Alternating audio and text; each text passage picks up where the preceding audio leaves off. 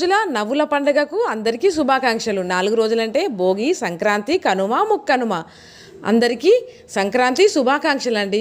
మేమైతే ఆవు పేడ తెచ్చి గొబ్బెమ్మలు చేసి పసుపు కుంకుమతో అలంకరించి, పువ్వులు అలంకరించి, గరిక పిండలము అలంకరించి, నవధాన్యాలుతో అభిషేకించి, బంతి పూలతో పూజించామండి. మీరు ఎలా చేశారో కామెంట్ చేయండి. Thank you friends. అందరూ బాగుండాలి, అందులో మనం ఉండాలి.